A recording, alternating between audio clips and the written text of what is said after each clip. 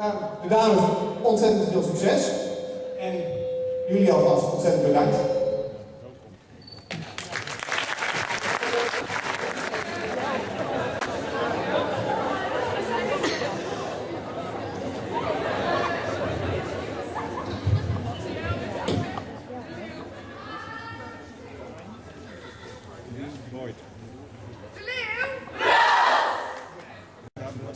Op dit moment is iedereen bezig met stretching. Wij hebben een actieve stretch, statische stretch zoals we nu doen. En we zijn begonnen eigenlijk met ballistic stretching. Dat was meer de bewegingen. En de bedoeling is om van beide gebruik te maken. We laten gewoon zien wat wij ook dagelijks doen. En de laatste 2 minuutjes doen wij meestal als wij bij het Nederlands team trainen. En iedereen neemt zijn eigen tijd en zorgt ervoor dat hij persoonlijke speeches of waar hij eventueel last van heeft, extra aandacht.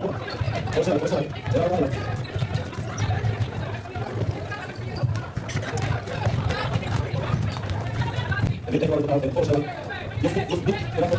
Dan gaan we zitten met de organisatie. Nee, laten we het voorstellen dat jullie wachten.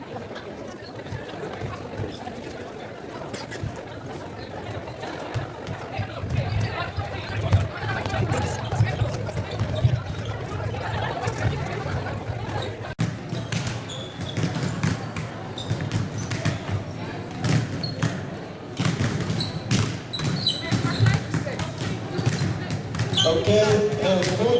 Je ziet gewoon dat ze, oké, rustig. En dan komt de bal aan de linkerkant. En ze eindigt met de linkerbeen naar voren en stuurt ze de bal. Oké? En dan komt de bal naar rechts.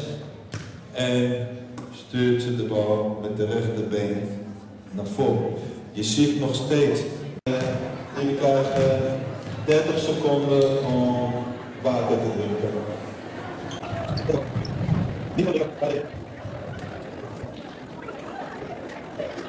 Oké, voorbeeld.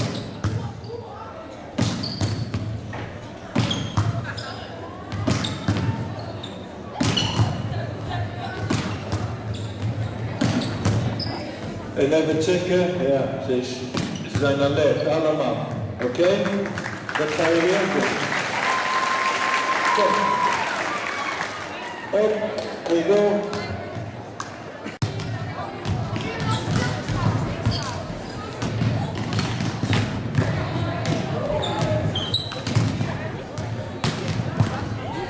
Doordraaien.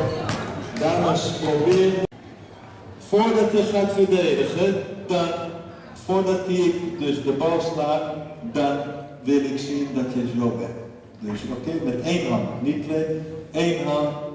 Ga je de grond raken, oké, en daar vandaan, oké, blijf je laag en dan ga je verdedigen. Alleen maar de probeer, dan ben je blokkeren op, je staat tegen de grond, je probeert. Precies, zo, probeer, goed. Dan kom je ook naar voren, naar voren. Juist, die schoten, dan probeer naar voren.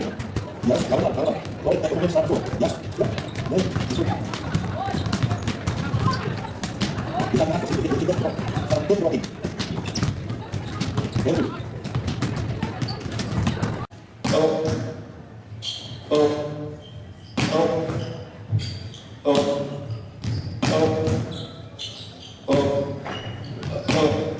Oké, klaar, ben je klaar? Wissel.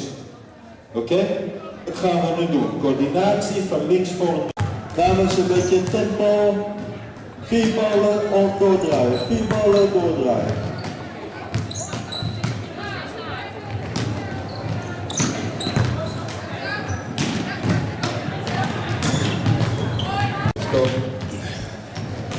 Wat is de afstand van jou naar je toe? Ongeveer, wat is de afstand? 8 meter. Dus als je gaat, dan moet je, snap je, hier de 8 meter. Als je nu, je bent bang van de bal? Ben je bang? Nee, serieus. Want je loopt weg van de bal in plaats van andersom. Dus je bent bang. Nee, serieus. Je hoeft niet te passen, je moet alleen maar tegen de bal gaan. Even snel. Kijk. Nee, kan op. Die goal is even verplaatst en nou staat. Ze doet niks eigenlijk, behalve dan tegen de bal ingaan en de juiste hoek creëren. En de bal is hard genoeg om zelf aan deze kant te komen. Oké? Nog een keer. Op en tegen de bal. Juist. Heel goed. Op. Niet gaan liggen tegen de bal. Dan kom je altijd net zoals een velg. Weet je, van een wiel, die draait heel snel. Op een gegeven moment weet je niet eens dat ze alleen maar twee. Ze draaien zoveel, zo snel, dat het blijkt dat de hele wiel is vol met velgen, met spijkers. Met wiel, spijker. Ook wiel.